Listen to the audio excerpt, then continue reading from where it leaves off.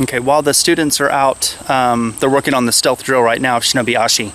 I want to add this point. One thing about stealth camp, our annual ninja stealth camp or Shinobijutsu Taikai, one thing about training in stealth that I think kind of sets a lot of people off a little bit is at first I think it's one of those things it's really interesting and very intriguing, and a lot of people like the idea of it, but once they put their foot in the water a little bit, once they put their foot out there and start training in it, I think a lot of people kind of step away from it because it takes so much time. Like just to work on one stealth step, let's say that we're going to go from a high foliage area to some low grass to another high foliage area. So let's say that we're going to cover somewhere around, say, 20 to 30 yards. Well, that's going to take a lot of time. I could walk that in like 5 seconds, but it's going to take minutes to go from one point to the next. And so the camp, when we do the annual stealth camp, I think that a lot of times many of the students who train, that they're really interested in ninjutsu and they're interested in the arts of stealth and all those kind of things. I don't think that they realize when we talk about the art of endurance, what that really means is they're gonna have to endure a lot to be able to just do one simple task, because silence and secrecy and stealth is of the utmost importance, and training your body to be able to do that, control your body, transfer your weight from one leg to the next, stay silent. The muscles and the muscle control that it takes to do that is not easy. And I think a lot of times people really like the idea of like punch, punch, kick, kick. They like the Kempo, they like the Jujutsu, they like the swordsmanship, the Iaijutsu.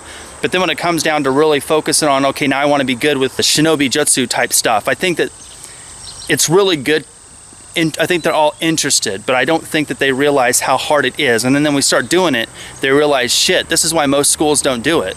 And it's true. The reason most schools that teach ninjutsu or claim to teach ninjutsu and pretty much to stick to taijutsu and empty-handed fighting techniques is because it does take a lot of time. It is a lot of work. It's very hard. It's very taxing on the body. And a lot of people just don't want to do it. It doesn't sell. It's a good marketing ploy to keep people in the door, but it's definitely not something that's going to keep people in the door. It's going to make people actually leave because it's so taxing on the body and makes people get sore. So I think that's one of the reasons everyone's like, they give me this question like, oh, I see that you do the historical ninjutsu and this authentic Shinobijutsu and you work on stealth, and they're so interested by that. And they're like, hey, I study in this organization and all we work is Taijutsu. And I think that's great. But then they come over here and they're like, well, shit, I'd rather just work on empty-handed fighting, or I want to work on stick techniques.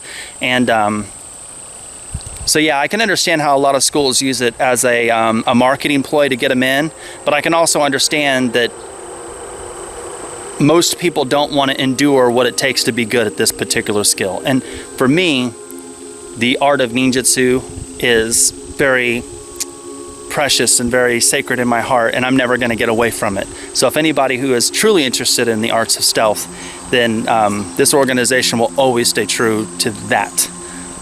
Always.